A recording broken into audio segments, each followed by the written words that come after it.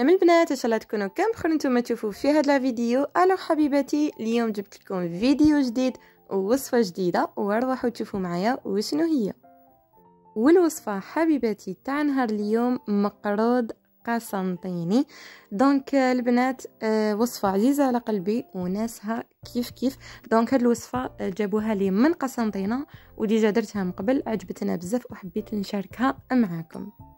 بسم الله ونبداو بالوصفه ديالنا، واللي فيها 3 كيلات تاع دقيق متوسط، وكيله تاع الفرينه، وقرصه تاع الملح كيما راكم تشوفوا هكذايا، وراني نطم فيهم ملح.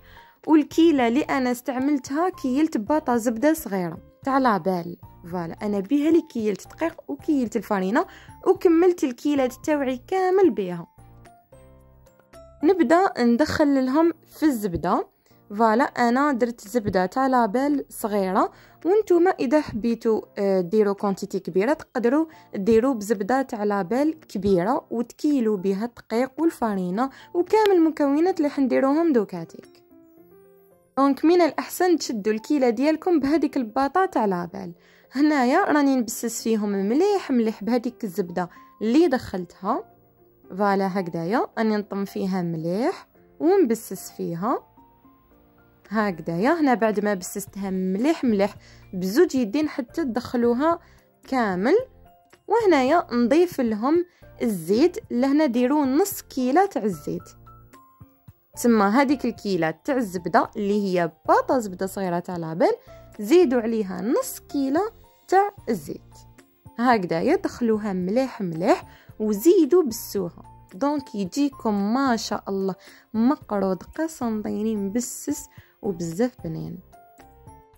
فوالا حبيباتي هكذايا بسوها مليح ونزيدوا لها كيلة تاع حليب نقصوا منها صباع.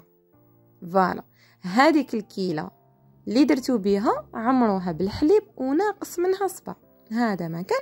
وهنا ندخل الحليب مليح هكذايا بيه تنطم البنات. فوالا انا ندخل فيه مليح ونروح نكمل نطمو ونولي ليكم. وهاوليك بعد ما طميتو مليح راهو شرب لي كامل هذاك الحليب. ونروحوا للسر تاع المقروض القسنطيني، هو ماء الزهر. كما انا هنايا عندي ماء الزهر مقطر، كنت جبته العام اللي فات في الصيف كي رحت لقسنطينه، كنت جبت هاد القرعه وشوفوا كيفاش قعد لي منها غير شويه.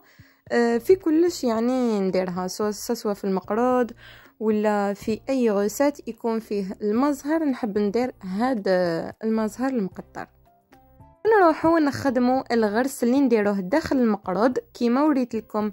هذاك الغرس اللي في الباطه انا درت نصو، هذاك يجي بالعظم وكاين اللي يجي بالعظم. دونك اللي يجي بالعظم ما نقدروش نخدموا به، نتوما اشريو هذاك اللي في الباطه خير يجي بالعظم ومنقي. ونبدا نوري لكم كيفاش خدمته. درت لهنا شويه تاع قرفه ونطمو حبيتو بالسمن ولا حبيتو بالزبده لابال. دونك انا نفضل زبده لابال خير، ونزيد له هذاك المزهر المقطر. فوالا ونطمو مليح حتى لازم يولي طري باش تقدروا تخدموا به ساهل. وزدت له بيان سور شويه تاع الزيت. وهاوليك كيفاش طرالي باش نقدر نخدم به ساهل. ونبدا نخدم فيه ان شاء الله.